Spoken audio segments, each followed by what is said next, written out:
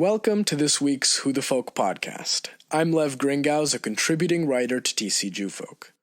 This week we sit down with newly inducted Jewish professional Hannah Gilfix, who is upgrading her longtime Jewish community involvement at Adath Synagogue, USY and Herzl Camp with a new job at the Foundation for Jewish Camp. Hannah talks with us about being the Leadership Development Fellow at the FJC, her ongoing work at Herzl Camp, and what it means to be a young Jewish professional today on this week's Who the Folk podcast. Tell all the TCG folk people a little bit about yourself, because you grew up in Minnesota. What's your background? Who are you? I'm Hannah. I grew up in Minneapolis, and I grew up at Adath and going to Talmud Torah and doing all of those fun things with USY in high school, and then I've worked, this was my 5th summer working at Herzl, mostly in the education world at camp, but also doing bunk staff and things like that. And I recently got hired at the Foundation for Jewish Camp, so I will be starting there this summer and moving to New York after. Cool. So, Foundation for Jewish Camp, tell us about that. What are you going to be doing exactly? Saving the Jewish world using Jewish camps? What's happening? More or less, yes. My job title, I'm a Leadership Development Fellow. They started a new fellowship this year with the idea that they want younger people working at the Foundation for Jewish Camp and people who are still in the camp world, so we can go to camp in the summers and then go back and help them see what the counselor and camp life experience is now.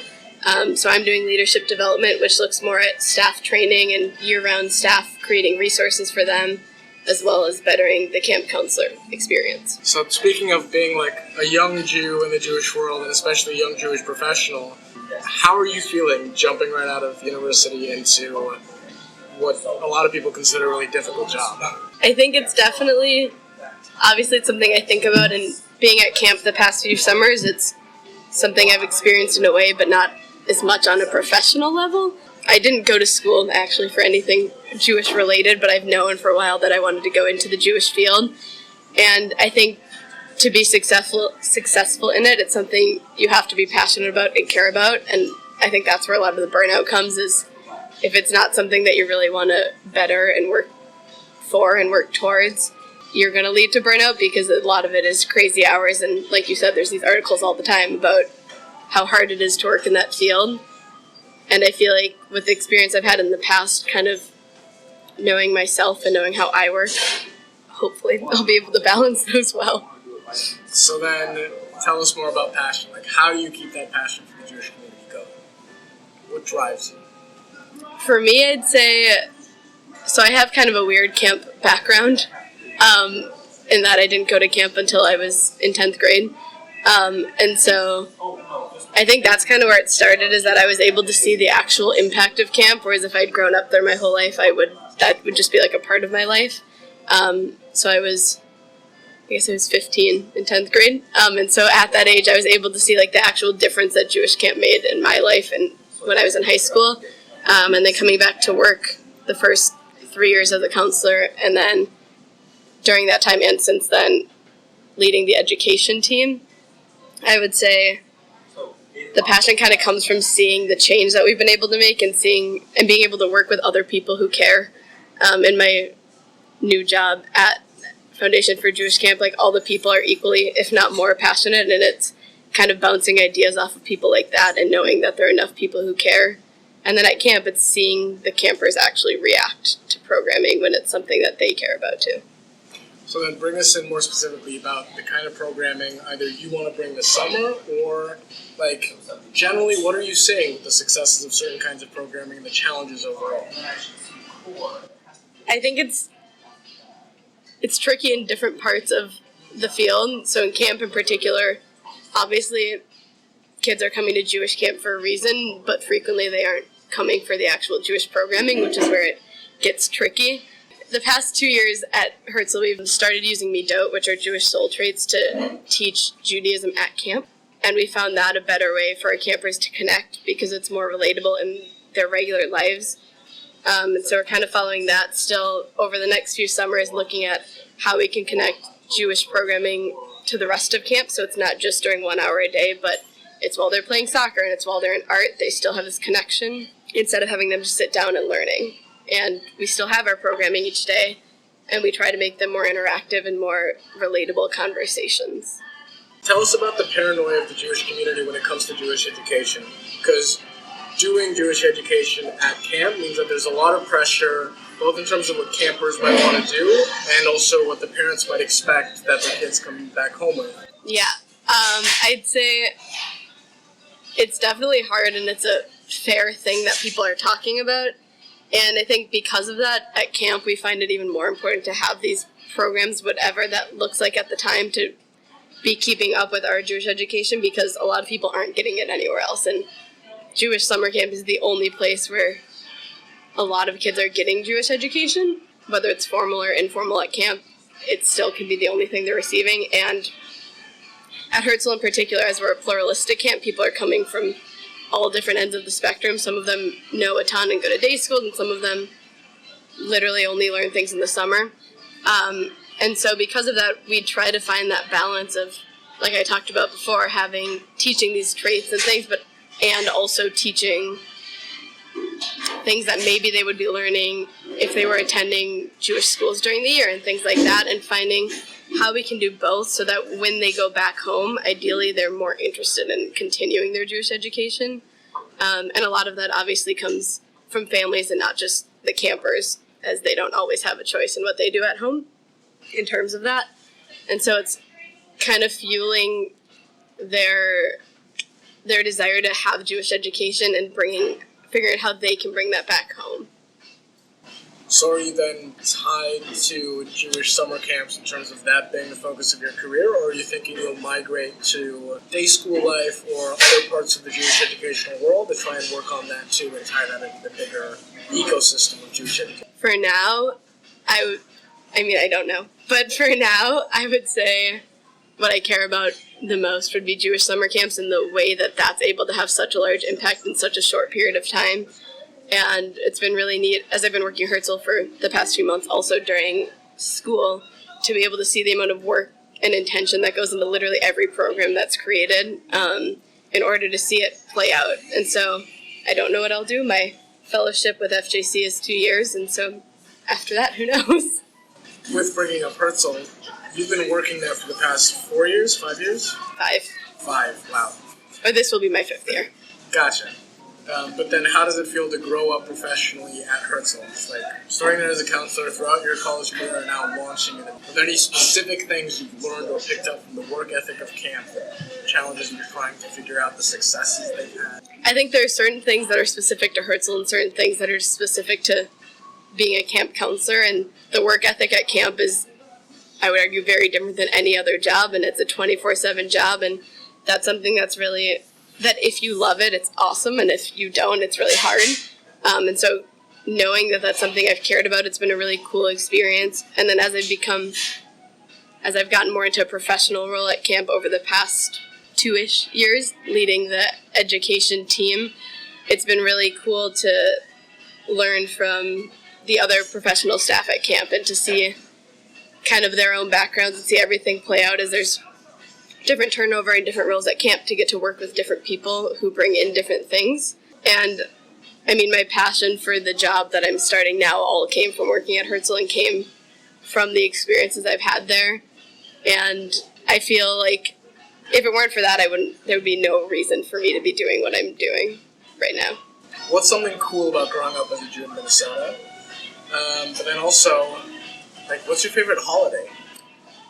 In Minnesota, I would say something I didn't realize till I went to school at Indiana. Something I didn't realize till I went away to school was how unique it was to grow up in the Minnesota Jewish community, in the way that I thought it was pretty big at the time.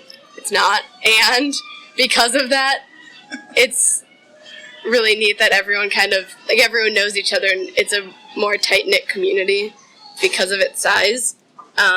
Both like in high school and USY, and then like just staying in contact with people from camp and things like that, and the professional Jewish world in Minnesota everyone's really connected, and I think that's a really unique experience.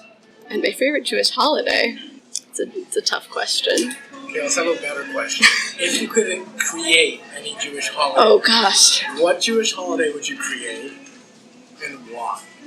Interesting. My initial thought... If you say a holiday where we celebrate Jewish education, we're... I'm not. Come on. That is not what I was going to say. I feel like, so when you asked about my favorite Jewish holiday, the first thing that came to mind was either Rosh Hashanah or Passover, which Passover, there's the whole eating part, which is not as fun, but I like both of those aspects for, like, the tradition and family aspects, and, like, I've done the same thing my whole life, and I think that's really fun and really cool. But something, I can't come up with a specific holiday, but I feel like a lot of Jewish holidays are tied to other holidays, so something, like, entirely unique, right? Like, Rosh Hashanah is the New Year, and we kind of talk about that as, like, the secular New Year, and then Passover is with Easter and Hanukkah and Christmas, like all these things. So something that, I don't know what exactly it would connect to, but something new and exciting. Something I've been thinking about a lot. So obviously there are a lot of people in the more religious community who celebrate Shavuot. In the more secular community, it's not. And from what I can remember in my years at camp, Shavuot has not happened during camp. It is this summer. It's in the middle of our Hanhala, our senior staff week, and our actual staff week.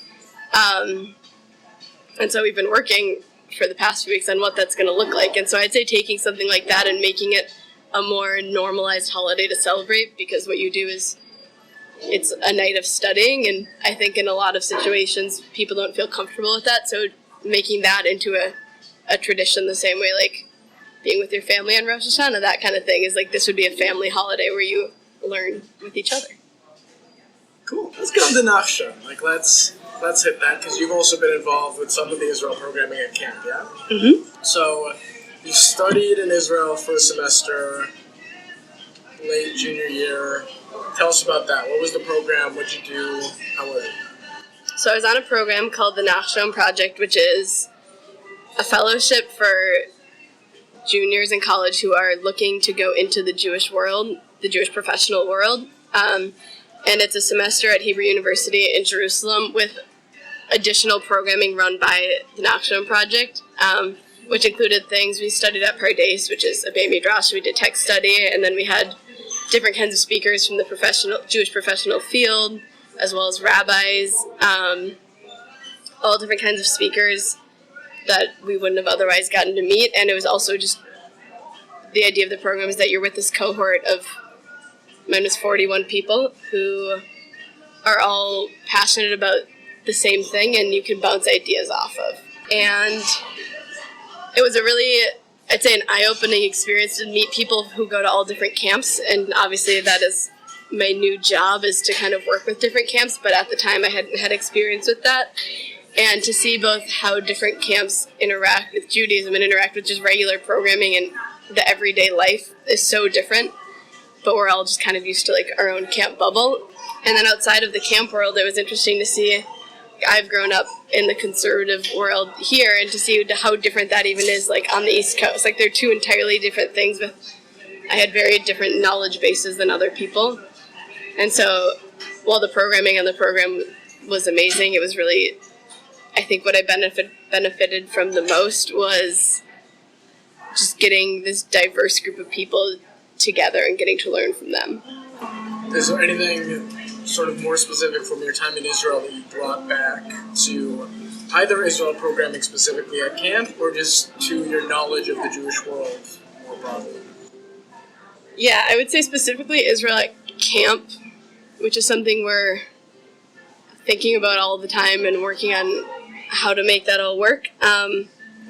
Is, well, I've always cared about Israel. It was a very different experience to live there for 5 months, and since then I've been much more up to date on, like, current events and stuff in Israel. And then looking at bringing that to camp is really tricky because most of the people at camp haven't had that experience, and so it's kind of finding the balance of how do you help people care and want to learn about Israel in whatever capacity that means to them, even if they haven't had these experiences behind them that have led to that feeling, to the passion of wanting to learn.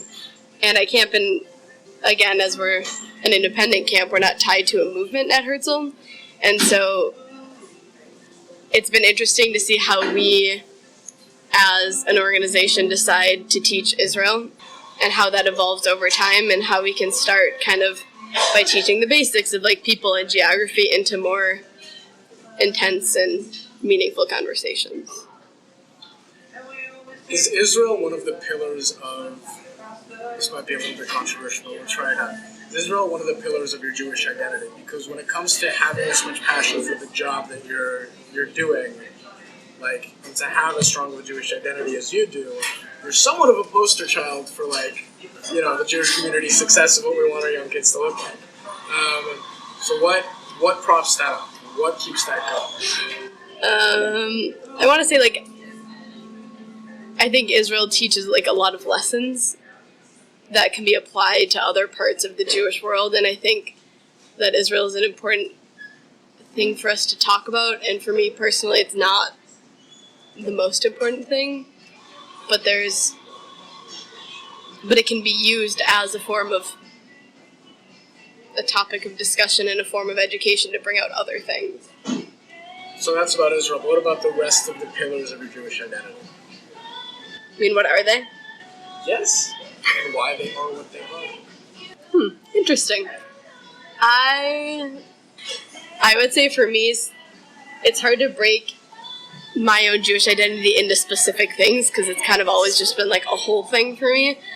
I think one big thing is definitely tradition, both in the aspect of my family's traditions and then Jewish traditions going way back, in the same sense of, like, that's why I really enjoy, like I was saying before, like Rosh Hashanah and those kinds of holidays, because it's the same thing every year, and to me that's kind of what leads to the deeper connection to Judaism. And in the same kind of area, I would say also the community aspect. And I think that's where camp has become so powerful in my life, and that's why when I went to camp as a camper, I had never really, I'd done USY, and so I've had that kind of experiences, but I'd never experienced it in the same way that you do at camp. And in my last few years on staff, I've led services many, many times. So many times. And full disclaimer, Hannah and I led services many a time. Many. So, and I think that is an experience that sitting in services and leading services are two very different things. And still in the aspect of leading them in a camp setting, to have that community aspect and everyone singing along and knowing the same tunes is definitely something that ties me in. And then being able to bring that, like when I went to Israel and when I've gone to other countries and even just like different states and walking into a synagogue and knowing the tunes is something that I find really powerful and really connects me to my own Judaism. Tradition, community, and education. I would say those are the things that drive my Jewish identity now and probably have my whole life, whether I realized it or not when I was younger. Like, I grew up going to Talmud Torah and going to SMP at Adath and doing all of these things, and that's just kind of the life I've grown up in with my parents involved in the Jewish community. And so now I'm able to more articulate that and actually get to work to continue those things for myself and for other people. And so I'd say that's kind of what ties it all together for me. Can you explain a lot of the stuff you've been talking about, like a story? Are there any impactful stories that you've had at camp, in Israel with whatever USY experience? What has hit you in those moments to be like, this is what I want to do, this is who I am, and this is part of my work? There's one that comes to mind first because I just wrote about it for the Foundation for Jewish Camp as a moment that kind of impacted my camp career. I want to say it was maybe 2 summers ago, and we were at a Saturday morning service, and I think the Torah service had just started, and it was like a super sunny day, and it literally just started to downpour, and instead of everyone like freaking out, as the person at the front, I kind of had to, keep things moving and figure out what to do on the spot, and instead of all the campers freaking out too, even though it was raining very, very hard, we picked up the Torah and we caravanned like we do on Shabbat, but we caravanned down to our Chadar basement, and on the way, like, people, like, I didn't lead it, people just like started singing different like Shabbat songs and songs that we've taught them, and I think that was, like, to me, kind of like the epitome of experiential education at camp, that like this moment happened and it turned into this really cool thing that I'm sure most people don't even remember, but in the moment they were the ones who took what they had learned in the past and made it into something fun and something meaningful instead of something that could have been really horrible and super annoying. That's a good way to put it. A question I have to ask. Having never been there, but seeing generations of camp counselors go to this place, what is Cornerstone? And why do people go there? And why does it look like people have so much fun? Well, because they do have so much fun. And Cornerstone is a conference that the Foundation for Jewish Camp puts on for camp counselors from across the country, and camps are able to send different staff members, generally kind of the best staff members each year, to Cornerstone, and it's 4 days at Capital Camps in Pennsylvania.